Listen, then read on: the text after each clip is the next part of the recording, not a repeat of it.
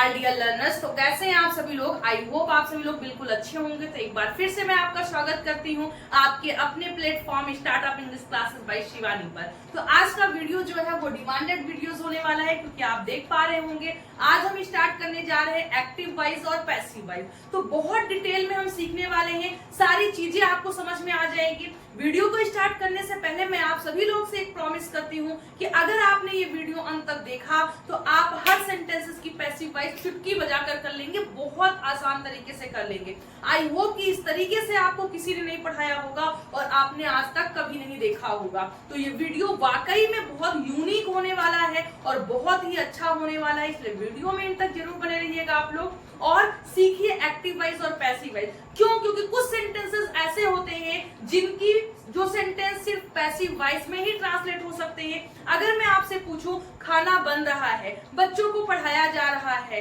या फिर ये काम हो रहा है, वो काम हो रहा है, तो आप इन सेंटेंसेस को जानते हैं कि ये प्रेजेंट कॉन्टिन्यूअस टेंस लग रहा है, प्रेजेंट इंडेफिनिट लग रहा है, लेकिन चाहकर भी आप इन सेंटेंसेस की इंग्लिश नहीं बता सकते हैं। क्यों? क्योंकि ये सेंटेंसेस डायरेक्ट पैसिव वाइज में है और इनका जो इंग्लिश ट्रांसलेशन होगा वो पैसिव वाइज में ही होगा।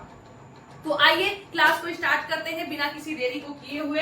तो आई होप कि अगर आप में से कोई नया होगा तो प्लीज चैनल को सब्सक्राइब कर लीजिएगा, ताकि हमें भी एक मोटिवेशन मिलता रहे और साहस बनता रहे ऐसे ही पढ़ाने का। तो आप देख पा रहे होंगे सबसे आसान भाषा में वाइज, बहुत इजी तरीके से समझाने वाले हैं। फिर अब सीखिए किताबों और अखबार वाली इंग्लिश, यानी जो किताब और अखबार में आपको मिलता है वो आप मिलेंगे। वह पढ़ रहा है या कोई भी मैं पढ़ रही हूँ, आई एम रीडिंग आ जाएगा। पढ़ाया जा रहा है क्या होगा? सोचिए। सीख रहा हूँ, आपको पता है आई एम लर्निंग, आई होगा तो आई एम लर्निंग। फिर सिखाया जा रहा है, इसकी इंग्लिश क्या होगी? आई होप कि नहीं पता होगी, आइए सीखते हैं। तो देखिए सबसे पहले हम चलते हैं कि ये वॉइस क्या होता है, यानी वॉइस को इंग्लिश में हिंदी क्या होती है, इंग्लिश क्या होती है, वगैरह वगैरह सारी चीजें देखते हैं। तो देखिए सबसे पहले वॉइस, वॉइस की हिंदी होती है वॉच। क्या होती है? वॉच। जो आप वॉइस देखते हैं इस वॉइस की हिंदी होती है वॉच। अब ये वॉइस है क्या? देखिए वॉइस क्या है जो आज आप देखने जा रहे हैं। हम दोनों तरीके से अभी आपको हम रिटर्न समझा दें, ताकि आप में से कुछ एकेडमिक इंग्लिश में 9, 10, 11, 12 में होंगे, वो भी हमें देख रहे होंगे। तो आप पहले इसे नोट भी कर लीजिए, फिर समझाने को तो हम बहुत इजी तरीके से आपको समझा देंगे। देखिए वॉइस क्या है? वर्ब का वह फॉर्म या रूप जो यह अभिव्यक्ति करता है कि सब्जेक्ट कर्ता स्वयं कुछ करता है अथवा सब्जेक्ट किसी के द्वारा किए गए कार्य का परिणाम भोगता है, वॉइस कहलाता है। अर्थात सब्जेक्ट सामान्यतः किसी कार्य के लिए डायरेक्टली रिस्पॉन्सिबल है या फिर इनडायरेक्टली रिस्पॉन्सिबल होता है। इस बात की जानकारी के लिए हम वॉइस का यूज करते हैं। अब समझिए हमारी लैंग्वेज में वॉइस क्या होता है। जब हमें ये दिखाना हो कि जो सब्जेक्ट है वो हमारे लिए इंपॉर्टेंट है, वो मेन है, तो सेंटेंस एक्टिव वाइज में बोल देना। अगर आपको अपने आप को दिखाना है कि मैं दुर्रम खां हूं, सब्जेक्ट कुछ नहीं है, तो वहां पर ऑब्जेक्ट को आप इंपॉर्टेंस दे देना और सेंटेंस को पैसिव वाइज में कर देना। बात कैसे मैम? समझ में नहीं आया? फिर से बताइए। समझिए, अगर मैंने बोला मैं आपको पढ़ा रही हूँ, ये सेंटेंस है। मैं आपको पढ़ा रही हूँ तो यहाँ पर इंपॉर्टेंस मैंने अपने आप को दी है। मैंने बोला मैं आपको पढ़ा रही हूँ, जो हम फोर्सफुली कह रहे हैं वो अपने आप को बता रहे हैं, मैं आपको पढ़ा रही हूँ, तो ये सेंटेंस एक्टिव का है। अगर इसी सेंटेंस में आप बोले कि मुझे टीचर को इंपॉर्टेंस ना देकर ऑब्जेक्ट को देनी है, तो आप बोलेंगे कि मुझे मैम के द्वारा पढ़ाया जा रहा है, मुझे मैम के द्वारा पढ़ाया जा रहा है। अब आपने इंपॉर्टेंस किसको दी? अपने आप को दी, मैम को आपने बाद में बोल दिया है। तो जब आपको ये बताना हो कि सब्जेक्ट डायरेक्ट रिस्पॉन्सिबल है किसी काम को करने के लिए, तो एक्टिव का सेंटेंस है। और जब सब्जेक्ट डायरेक्ट रिस्पॉन्सिबल नहीं है, यानी ऑब्जेक्ट है डायरेक्ट नहीं है, बाद में है, तो वो हमारा क्या होगा? पैसिव वॉइस का सेंटेंस होगा, वहां पर पैसिव वॉइस होगी। यानी इस बात की जानकारी के लिए हम वॉइस का यूज करते हैं कि सेंटेंस में सब्जेक्ट हमारा डायरेक्ट रिस्पॉन्सिबल है या फिर इनडायरेक्ट रूप से रिस्पॉन्सिबल है। एक्टिव के सेंटेंस को आप पैसिव में बना सकते हैं, जैसे मम्मी खाना बना रही है, एक्टिव का सेंटेंस है। मम्मी के द्वारा खाना बन रहा है, पैसिव पैसिव का सेंटेंस है। क्यों? क्योंकि मम्मी को हम इनडायरेक्ट रूप से रिस्पॉन्सिबल बोल रहे हैं। या फिर गुप्ता जी हमें गणित पढ़ा रहे हैं, एक्टिव का सेंटेंस है। आप जो है सब्जेक्ट गुप्ता जी को डायरेक्टली रिस्पॉन्सिबल बता रहे हैं। वहीं पर हम बोले कि हमें गुप्ता जी के द्वारा गणित पढ़ाई जा रही है, तो अब आपने क्या किया, बता तो यही रहे कि गुप्ता जी के द्वारा पढ़ाई जा रही है, मतलब गुप्ता जी पढ़ाते हैं, लेकिन आपने गुप्ता जी को इनडायरेक्टली रिस्पॉन्सिबल बताया है, इसीलिए वो सेंटेंस पैसिव वॉइस का होगा। तो जब हमें ये कंफर्मेशन लेनी हो कि डायरेक्ट रिस्पॉन्सिबल है या इनडायरेक्ट, तो वहां पर हम वॉइस का यूज कर लेंगे। ठीक, आई होप कि आपको ये समझ में आ गया होगा। इसका स्क्रीनशॉट वगैरह आप लोग लेते रहिएगा या पीडीएफ आपको मिल जाएगा। फिर आइए आगे देखते हैं कि वॉइस कितनी होती है, क्या क्या होती है, सारी चीजें। तो देखिए, active voice versus passive voice. Transitive verb के दो वॉइसेस होती हैं। जो ट्रांजिटिव वर्ब होती हैं उनकी दो वॉइसेस होती हैं। आपने नाम सुना होगा, एक्टिव वॉइस और पैसिव वॉइस। तो जो वॉइस होती है वो इंट्रांजिटिव वर्ब की नहीं होती है। ट्रांजिटिव वर्ब और इंट्रांजिटिव वर्ब क्या होती हैं, इसे भी हम डिटेल में देखेंगे, लेकिन अभी ऐसे समझ लीजिए कि वे वर्ब्स जिनके साथ उनका ऑब्जेक्ट होता है या जिनका प्रभाव ऑब्जेक्ट पर पड़ता है वे ट्रांजिटिव वर्ब होती हैं, और इंट्रांजिटिव वर्ब के साथ ऑब्जेक्ट नहीं होता है या इंट्रांजिटिव वर्ब का जो प्रभाव होता है वो सब्जेक्ट तक ही सीमित रहता है। तो इंट्रांजिटिव वर्ब के दो वॉइसेस होते हैं। कौन कौन से? एक्टिव वॉइस यानी कृतवाच्य और पैसिव वॉइस कर्मवाच्य। एक्टिव वॉइस, पैसिव वॉइस, इसके नाम से ही आधा काम आप लोग समाप्त कर लीजिए। एक्टिव वॉइस का मतलब कृतवाच्य, जहां पर कर्ता मेन हो, जहां पर सब्जेक्ट मेन हो। पैसिव वॉइस का मतलब कर्म, जहां पर कर्म मीन्स ऑब्जेक्ट मेन हो, वो क्या होगा? Passive voice. जहां पर सब्जेक्ट मेन होगा वो क्या होगा? Active voice. बस यही हमें सीखना है। अब आइए और चीजें देखते हैं कि एक्टिव वॉइस क्या है, डिफिनेशन क्या कह सकते हैं आप एक्टिव वॉइस की। बहुत से लोग डिफिनेशन भी जानना चाहते हैं, उसके बाद तो हम लोग देखेंगे ही। अब देखिए एक्टिव वॉइस क्या है। Active voice, a verb is said to be in the active voice when the person or thing denoted by the subject acts. जब सेंटेंस में सब्जेक्ट जो है वो किसी काम को करता है, सब्जेक्ट मेन हो, सब्जेक्ट कार्य को कर रहा हो, वो उस सेंटेंस का मुखिया हो, अनिवार्य हो, यानी आया हुआ हो, तो वो एक्टिव का सेंटेंस है। पॉइंट्स हमारे हमसे सुनिए क्या होते हैं। एक्टिव वॉइस में सब्जेक्ट मेन होता है। एक्टिव वॉइस में सब्जेक्ट का आना अनिवार्य होता है। एक्टिव वॉइस में सब्जेक्ट आना अनिवार्य है, ऑब्जेक्ट आ भी सकता है और नहीं भी आ सकता। आ जाओ भैया तब भी भला, ना आओ तब भी भला, लेकिन सब्जेक्ट मेन होगा। सब्जेक्ट उस एक्टिव के सेंटेंस की जान हुआ करता है। सो आई होप आपको समझ में आ गया होगा। अभी डिटेल से हम और भी आपको समझा देंगे। अभी तो हम सिर्फ एक बार से आपको ओरली दिखा रहे हैं कि ये क्या है। एक बार आपके माइंड में थोड़ा सा माइंड मेकअप हो जाए कि ये एक्टिव पैसिव क्या है।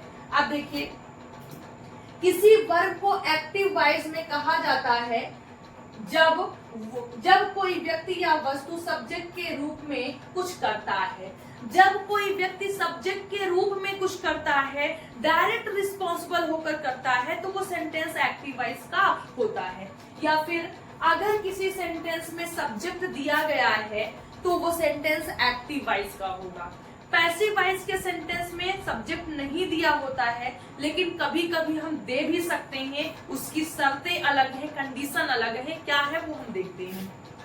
तो देखिए, आज तक आप जितने सेंटेंसेस यूज करते हैं वो सारे सेंटेंसेस एक्टिव वॉइस के हैं। तो एक्टिव वॉइस को तो आप बहुत अच्छे से जानते हैं। जैसे मैं पत्र लिखता हूँ, आई राइट अ लेटर। वह पत्र लिखता है, ही राइट्स अ लेटर। तो ये सेंटेंस एक्टिव का है। क्यों? क्योंकि इस सेंटेंस में सब्जेक्ट दिया गया है और ऑब्जेक्ट भी है। देखिए, ये अ लेटर ऑब्जेक्ट दिया गया है और अ लेटर ऑब्जेक्ट दिया गया है, तो ये भी क्या है?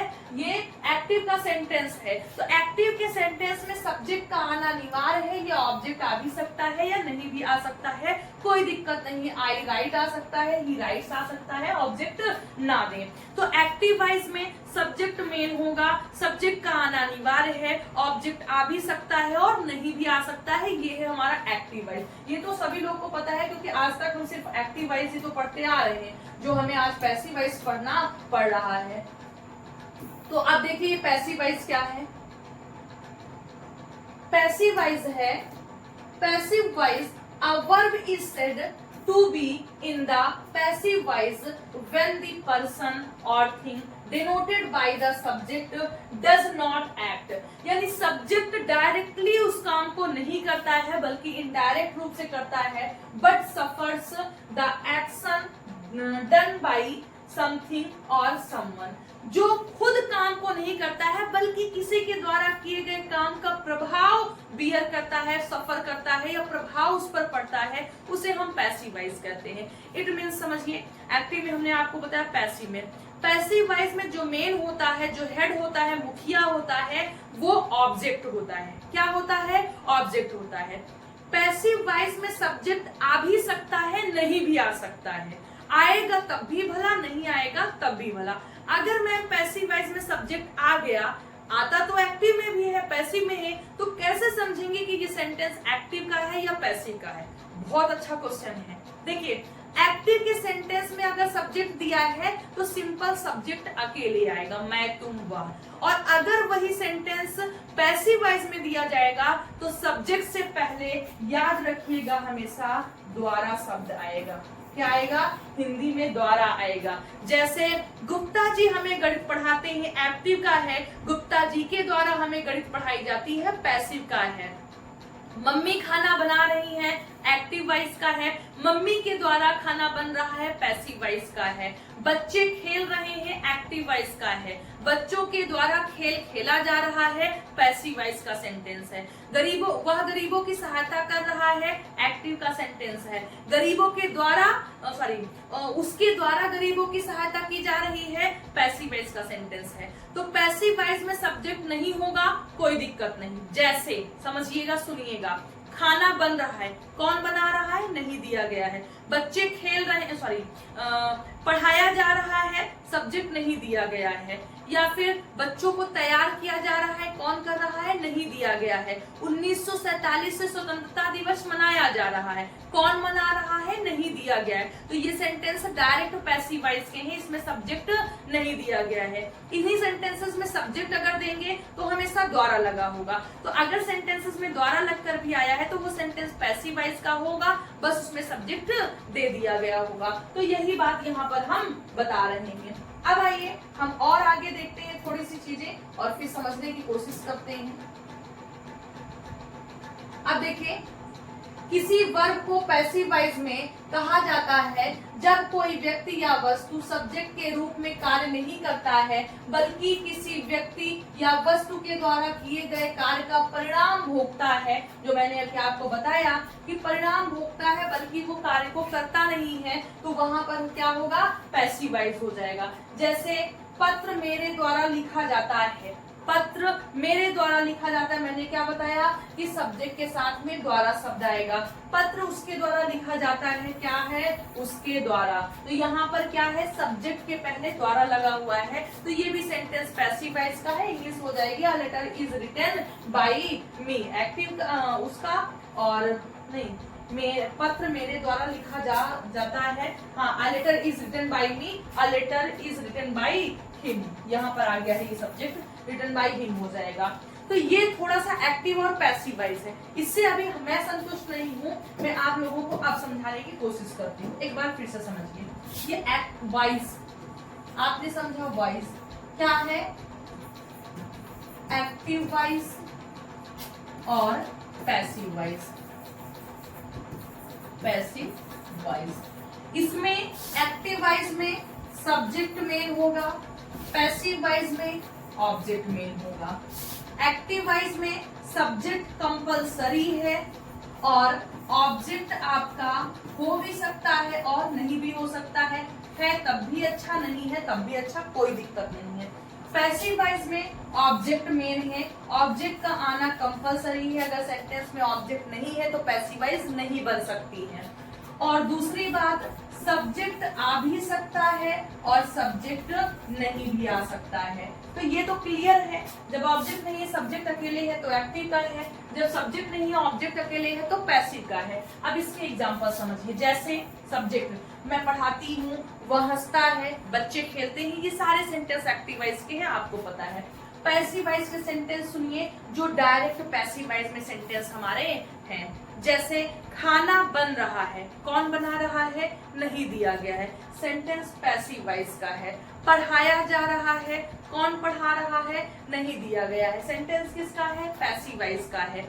या फिर चोरों को पीटा जा रहा है, कौन पीट रहा है, नहीं दिया गया, सेंटेंस पैसिव वॉइस का है। या स्वतंत्रता दिवस मनाया जा रहा है, घरों की पुताई की जा रही है, घरों की सफाई की जा रही है, तो ये सारे सेंटेंसेस पैसिव वॉइस के हैं और ऐसे एग्जाम्पल हैं जिसमें सब्जेक्ट नहीं दिया गया है। अब देखिए सब्जेक्ट यहाँ भी हो सकता है और यहाँ तो रहता ही है, तो डिफरेंस क्या है, जब पैसिव वॉइस में सब्जेक्ट दिया होगा तो सब्जेक्ट के साथ में हमेशा द्वारा शब्द आएगा। एक्टिव के सेंटेंस को आप पैसिव में भी बना सकते हैं, कभी कभी ट्रांसलेशन में आ भी जाता है। जैसे किसान खेतों की जुताई कर रहे हैं, किसान के द्वारा खेतों की जुताई की जा रही है, पैसिव वॉइस में बन गया। मम्मी खाना बना रही हैं, मम्मी के द्वारा खाना बनाया जा रहा है, पैसिव का सेंटेंस हो गया। बच्चे इन प्रश्नों को हल कर रहे हैं, एक्टिव का सेंटेंस है। बच्चों के द्वारा ये प्रश्न हल किए जा रहे हैं, पैसिव का सेंटेंस है। तो आई होप आपको समझ में आ गया होगा कि कैसे हम सेंटेंसेस को रिकॉग्नाइज करेंगे कि एक्टिव का है, पैसिव का है। ये तो हम आपको ट्रांसलेशन के लिए बता रहे हैं। जब आप ट्रांसलेशन करेंगे तो ये आपको पता होना चाहिए कि एक्टिव का है, पैसिव का है, एक्टिव का रूल्स लगाना है या पैसिव का लगाना है।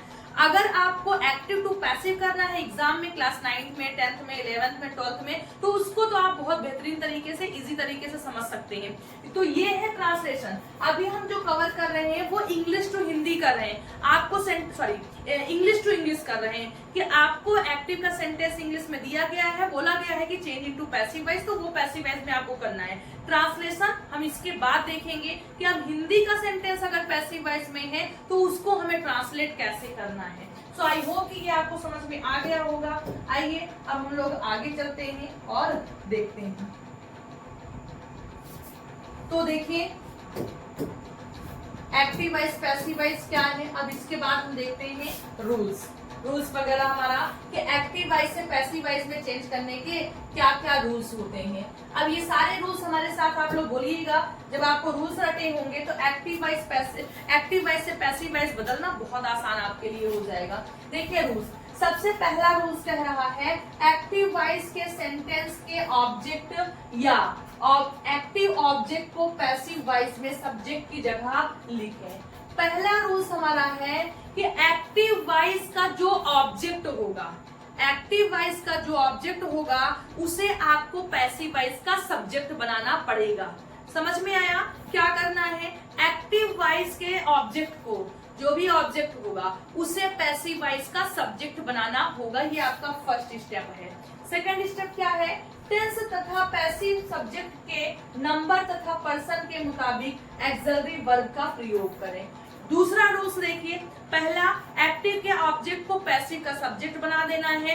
दूसरा क्या करना है, पैसिव के सब्जेक्ट के अकॉर्डिंग हेल्पिंग वर्ब यूज करनी है। इज, एम, आर, डू, जो भी आपके सेंटेंस में आया होगा उसे आपको यूज करना है। पहला ऑब्जेक्ट को सब्जेक्ट बनाना है, सेंटेंस जिस टेंस का है और पैसिव का सब्जेक्ट जो आया हुआ है उसके अकॉर्डिंग हमें हेल्पिंग वर्ब का यूज कर देना है।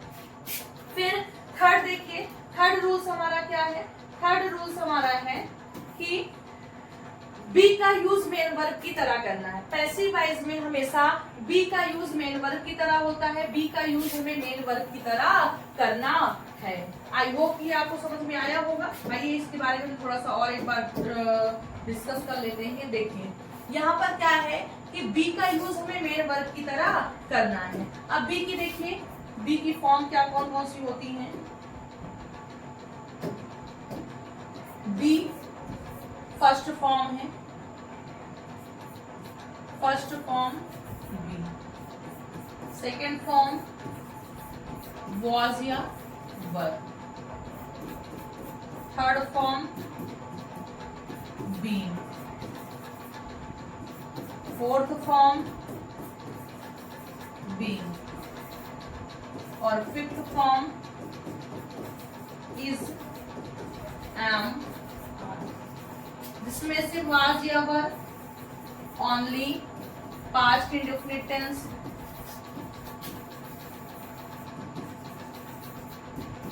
पास्ट इंडेफिनिट टेंस में यूज होगा और is, am, are only present indefinite, only present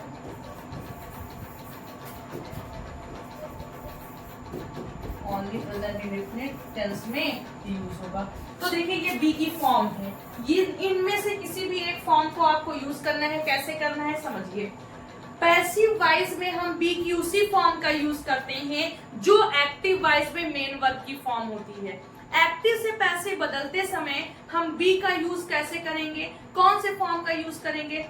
active voice में जो फॉर्म मेन वर्ब की होगी, पैसिव वॉइस में हम बी की उसी फॉर्म का यूज करेंगे। फर्स्ट फॉर्म तो बी की फर्स्ट फॉर्म, सेकंड फॉर्म तो बी की सेकंड फॉर्म, थर्ड फॉर्म तो बी की थर्ड फॉर्म, आईएनजी फॉर्म तो बी की आईएनजी फॉर्म, जो लगती होगी वो एक्टिव के मेन वर्ब के अकॉर्डिंग हम बी की फॉर्म का यूज करेंगे। बी का यूज मेन वर्ब की तरह करते हैं। फॉर्म कौन कौन सी है ये हमने आपको लिखा है। वॉज या वर सिर्फ पास्ट इंडेफिनिट टेंस में होगा और इज या आर सिर्फ प्रेजेंट इंडेफिनिट टेंस में होगा। तो एक बार इसका स्क्रीनशॉट लेते रहिएगा या मेरे साथ में आप वीडियो को रोक करके लिख सकते हैं, नोट कर सकते हैं। आइए अब हम लोग देखते हैं नेक्स्ट रूल को। अभी सारे रूल्स को हम एक साथ रिवाइज भी करेंगे, प्रैक्टिस करवाएंगे। आपको याद करवाना मेरा काम है और वीडियो को देखना, वीडियो को शेयर करना आपका काम है। आइए देखते हैं। फिर 4 नंबर का हमारा स्टेप है या 4th स्टेप है कि मेन वर्ब का पास्ट पार्टिसिपल फॉर्म लिखें। अर्थात जो मेन वर्ब है उसमें थर्ड फॉर्म लिखा जाता है। पैसिव वॉइस में जो मेन वर्ब लिखी जाती है वो हमेशा थर्ड फॉर्म में आएगी। यानी आपको बी का यूज मेन वर्ब की तरह करना है। फिर एक्टिव वॉइस की मेन वर्ब को आपको पैसिव वॉइस में हमेशा थर्ड फॉर्म में लिखना है। एक्टिव वॉइस में जो मेन वर्ब आई होगी उस वर्ब को आपको पैसिव वॉइस में हमेशा थर्ड फॉर्म में लिखना है। फिर बाई प्रीपोजिशन का प्रयोग करना है। फिर जरूरत के मुताबिक बाई प्रीपोजिशन का प्रयोग किया जा सकता है, नहीं भी किया जा सकता है। बाई के अलावा दूसरे preposition at, on, to, with का भी प्रयोग किया जा सकता है। यहाँ पर समझिए कि मोस्टली सेंटेंस में हम बाई का यूज करते हैं सब्जेक्ट से पहले, लेकिन कुछ ऐसी वर्ब होती हैं जो अपने साथ फिक्स प्रीपोजिशन लेती हैं। यानी उनका फिक्स है कि मैं इन्हीं प्रीपोजिशन को लूंगी। एड भी आ सकता है, ऑन भी आ सकता है, विद भी आ सकता है, टू भी आ सकता है। तो अगर ऐसी कोई वर्ब्स हमारे एक्टिव के सेंटेंस में है तो वहां पर बाई प्रीपोजिशन ना लगाकर हम कोई और प्रीपोजिशन लगा देंगे, जिनके एग्जाम्पल भी हम देखेंगे बहुत अच्छे से। तो बिल्कुल भी आप परेशान मत होइएगा।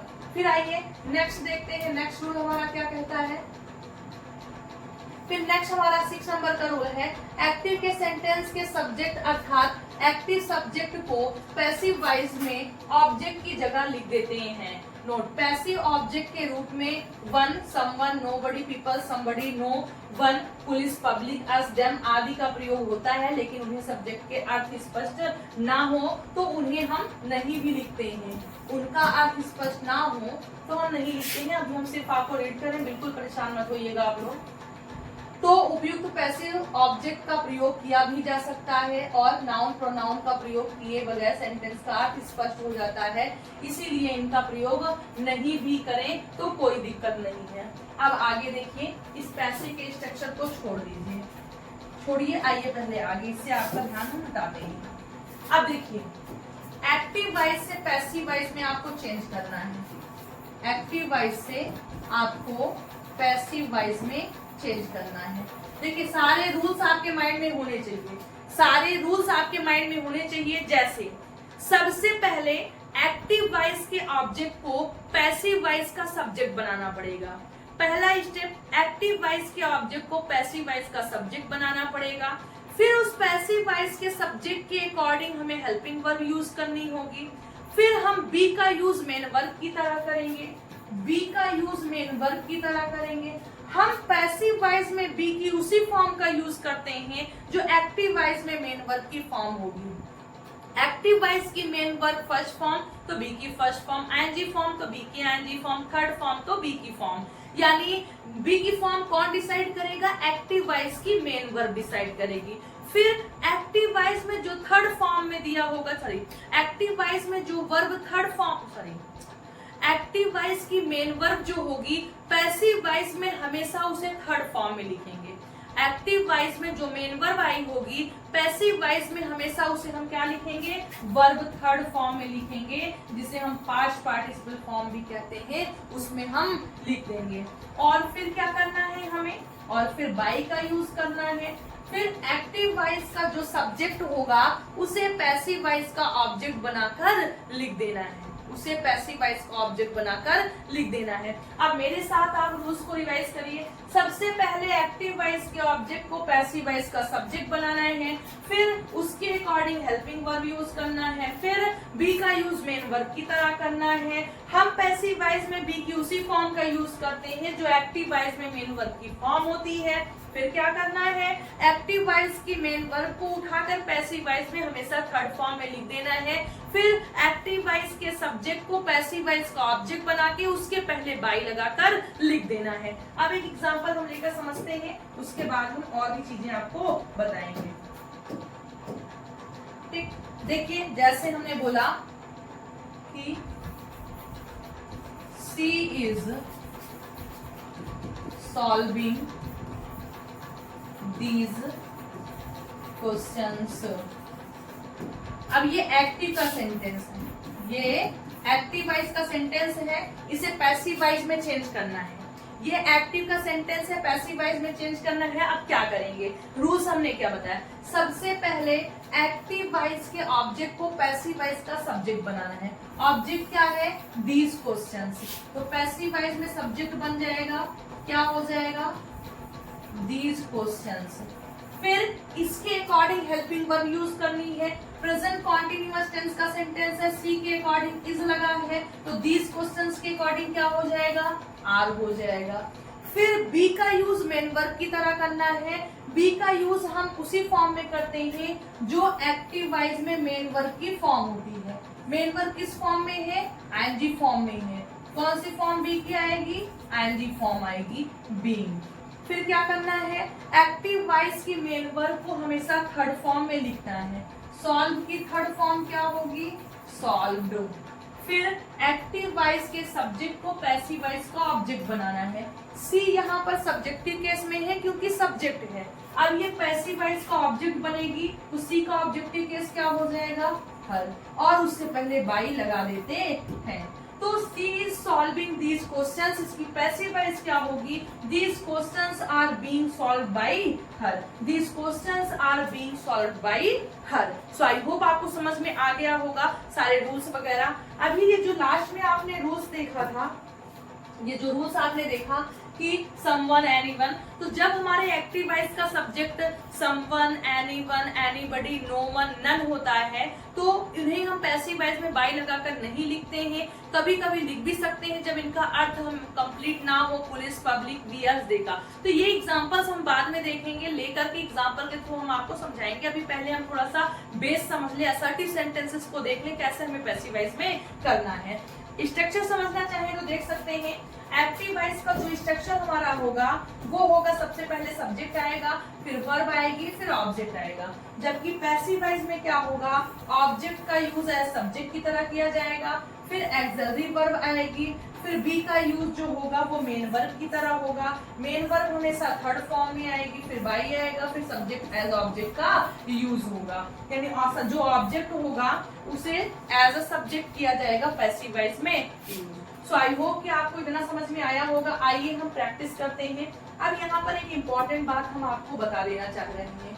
क्या बात है कि जो रूल्स मैंने आपको दिए, जो रूल्स मैंने आपको दिया या मैंने आपको बताया कि सबसे पहले ऑब्जेक्ट को सब्जेक्ट, फिर हेल्पिंग वर्ब, फिर बी का यूज मेन वर्ब, फिर मेन वर्ब थर्ड फॉर्म में, इस रूल्स के थ्रू आप सिर्फ 2 टेंसेस की पैसिव वॉइस नहीं कर सकते हैं, नहीं तो दुनिया की कोई भी सेंटेंस हो, सारे सेंटेंस की पैसिव वॉइस आप इन्हीं रूल्स से कर लेंगे जो हमने 4-5 आपको भी याद करवाए हैं बार बार बोल करके। बाकी सारे सेंटेंस की पैसिव वॉइस आप इन्हीं रूल्स से कर सकते हैं। अब वो कौन से 2 टेंस हैं, प्रेजेंट इंडेफिनिट और पास्ट इंडेफिनिट। प्रेजेंट इंडेफिनिट और पास्ट इंडेफिनिट 2 ऐसे टेंस हैं जिनकी पैसिव वॉइस आप इन रूल्स से नहीं कर सकती हैं, जिनको हम अलग तरीके से प्रेजेंट इंडेफिनिट और पास्ट इंडेफिनिट देखेंगे। तो इन दोनों को छोड़कर बाकी कोई भी टेंस हो, कोई भी मॉडल ऑक्सिलरी वर्ब हो, सभी को हम इसी रूल्स के अकॉर्डिंग इंग्लिश में पैसिव वॉइस में चेंज कर सकते हैं। सो आई होप आपको समझ में आ गया होगा। उन्हें कैसे करेंगे नेक्स्ट में देखेंगे, क्योंकि वीडियो बहुत लंबा हो जाएगा, तो उसको भी हम सेकंड पार्ट टू या पार्ट थर्ड में ये आपकी पैसिव वॉइस फिनिश हो जाएगी, कोशिश हम यही करेंगे। तो आई होप कि अभी आपको वो रूल समझ में आया होगा। अब उस रूल्स के according present indefinite, past indefinite को छोड़ करके हमने कुछ 20 और 22 एग्जांपल्स लिए हैं जिनको हम पैसिव वॉइस में चेंज करेंगे और समझने की कोशिश करेंगे। ठीक है, वॉइस में चेंज करते हैं।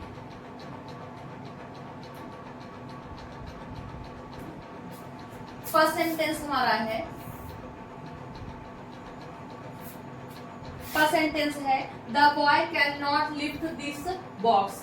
The boy can not lift this box. सबसे पहले ऑब्जेक्ट है सब्जेक्ट, तो क्या हो जाएगा दिस बॉक्स, दिस बॉक्स।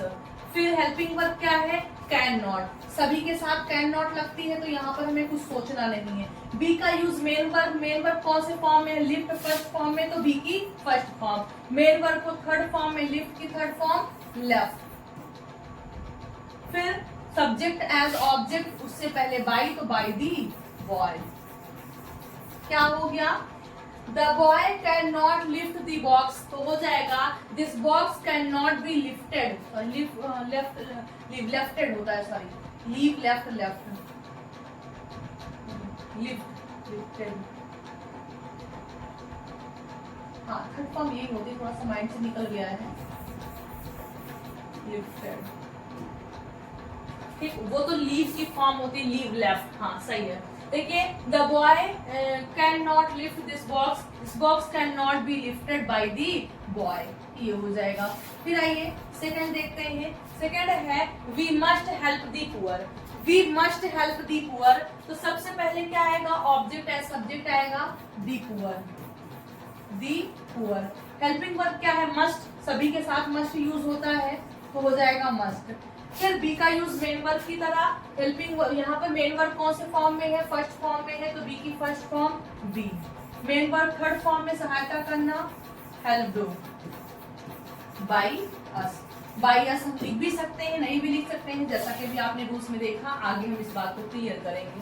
फिर नेक्स्ट है इंडिया में विन दी मैच। इंडिया में विन दी मैच, ऑब्जेक्ट है सब्जेक्ट, ऑब्जेक्ट क्या है दी मैच। क्या लिखेंगे सबसे पहले दी मैच। फिर हेल्पिंग वर्ब क्या है मे, सभी के साथ मे का ही यूज होता है, तो मे। फिर बी का यूज मेन वर्ब कौन से फॉर्म में है, बी है, सॉरी विन है, तो फर्स्ट फॉर्म में बी हो जाएगा। Verb third form main verb, win है तो विन की थर्ड फॉर्म वॉन, किसके द्वारा, फिर है इंडिया, तो क्या हो जाएगा बाई इंडिया, बाई इंडिया। ये पैसिव वॉइस आपकी है, द मैच में बी वॉन बाई इंडिया। फिर आइए नेक्स्ट 4 नंबर का सेंटेंस देखते हैं। We should love our country. We should love our country, तो आवर कंट्री, आवर कंट्री। फिर क्या हो जाएगा शुड है, तो सभी के साथ शुड ही लगता है, ये मॉडल्स के एग्जाम्पल हैं।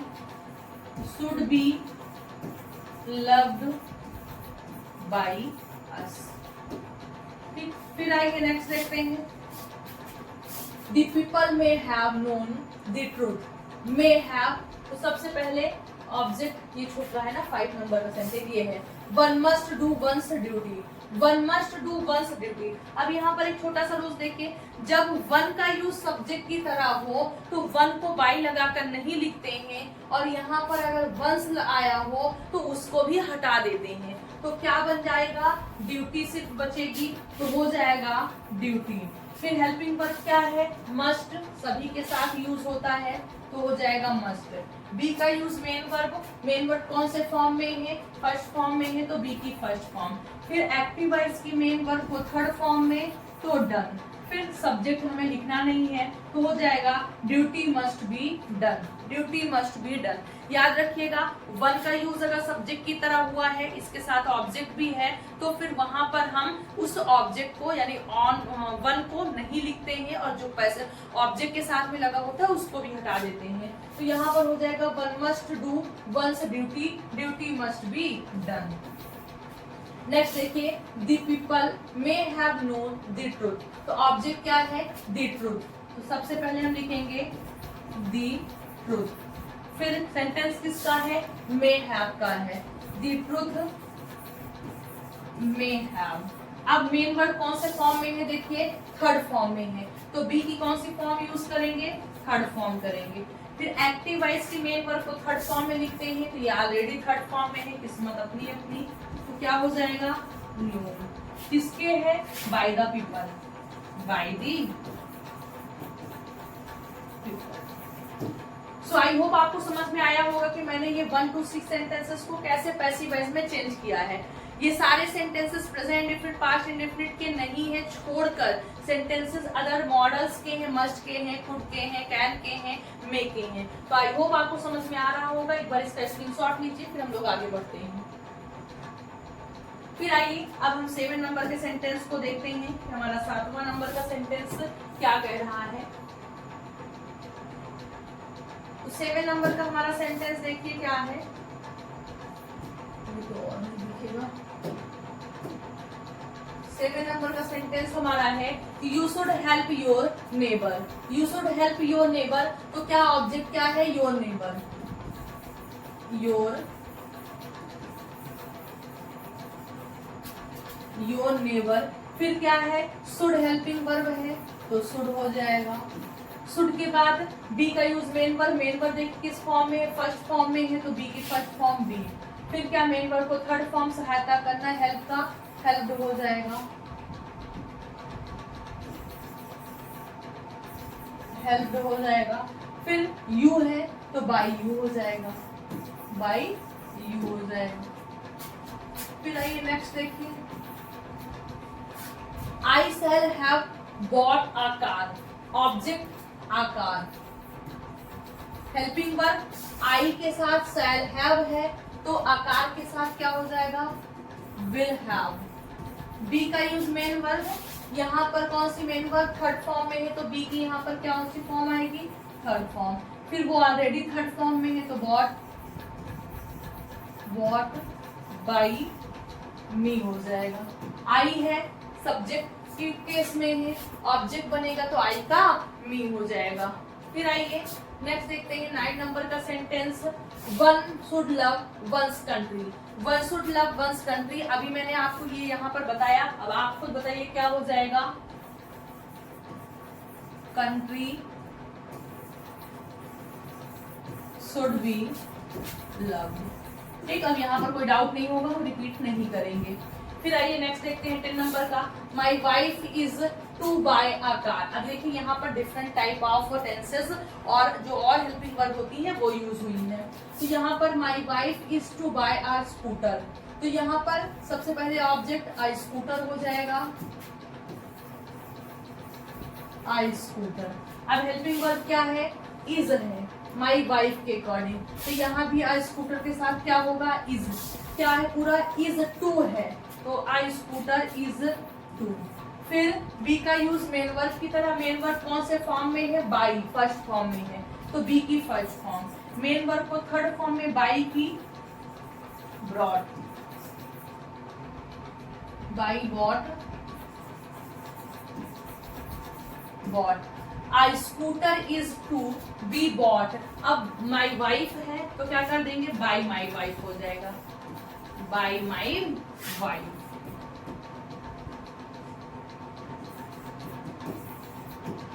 फिर आइए नेक्स्ट देखते हैं 11 नंबर का sentence, someone is to help the helpless, someone is to help the helpless. तो सबसे पहले ऑब्जेक्ट लिखना है द हेल्पलेस,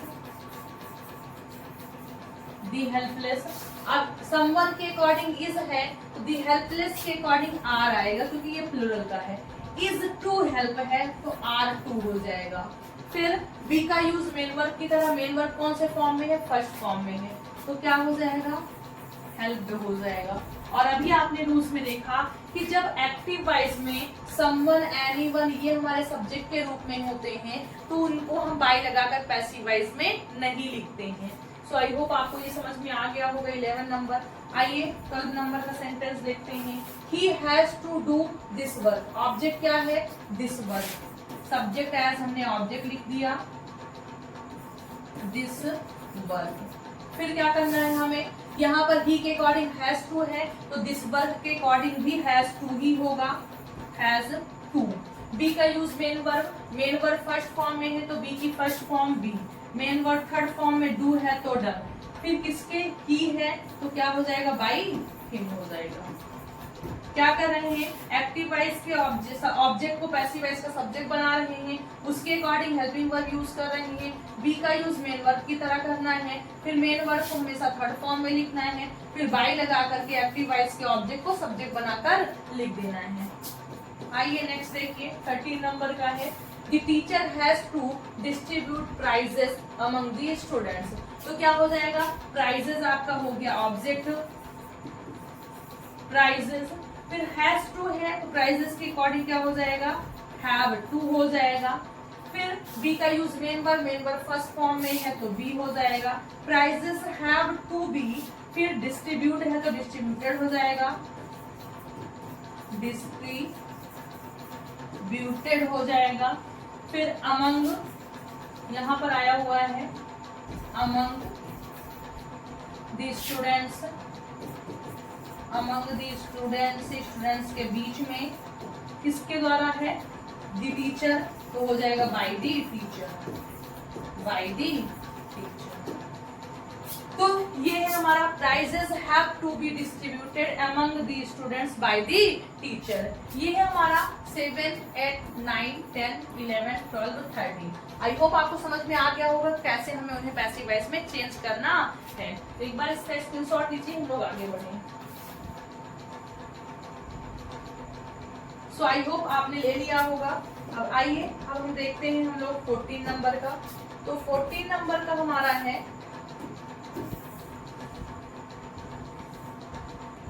देखिए 14 नंबर का हमारा है,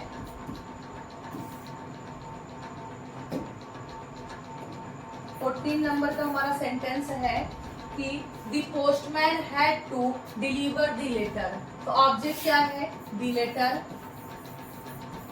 the letter. Postman had to, तो सभी के साथ हैड का यूज होता है, सोचना ही नहीं है। फिर डिलीवर फर्स्ट फॉर्म में है तो बी की फर्स्ट फॉर्म हो गई, और फिर क्या आपका आया है वर्ब, डिलीवर है तो डिलीवर्ड हो जाएगा, थर्ड फॉर्म में हो जाएगा, और by the postman, by the postman. तो ये प्रैक्टिस आई हो कि आपकी हो रही होगी।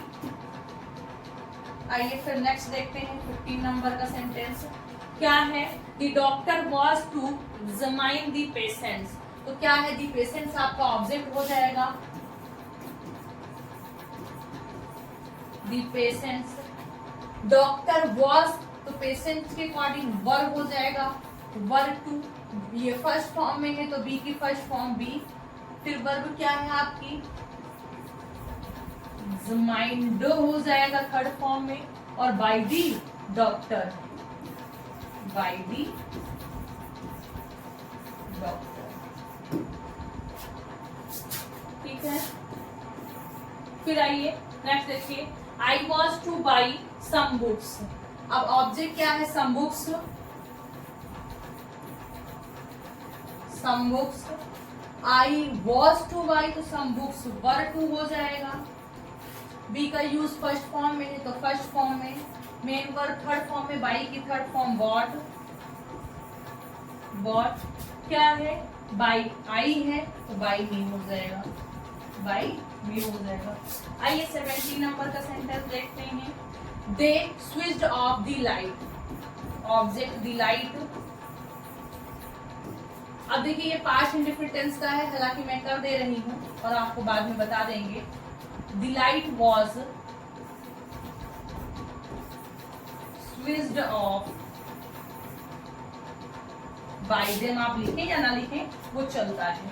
सो ये 14, 15, 16, 17 सेंटेंसेस हैं। वीडियो बहुत लंबा हो जा रहा है, इसलिए ये 17 के बाद 18, 19, 20, 21, 22 ये आपके लिए होमवर्क है। आप इन 5 सेंटेंसेस को पैसिव वॉइस में चेंज करिए और कमेंट बॉक्स में लिखिएगा, 100% लिखिएगा और हम चेक करेंगे कि ये आपके 5 सेंटेंसेस जो मैंने आपको दिया था ये करेक्ट हैं या फिर नहीं है। तो रूल्स समझिएगा, रूल्स के बिना नहीं हो पाएगा, ये समझना ही पड़ेगा आपके लिए, वो चाहे नरेशन हो या वॉइस हो। यहाँ पर कोई भी हमारा आपके ऊपर इफेक्ट पड़ नहीं सकता, सिर्फ समझाना आपको है, लेकिन रूल्स आपको माइंड में रखना ही पड़ेगा किसी भी कीमत पर। ऑब्जेक्ट को सब्जेक्ट बनाना है, हेल्पिंग वर्ब यूज करना है, बी का यूज मेन वर्ब की तरह करना है।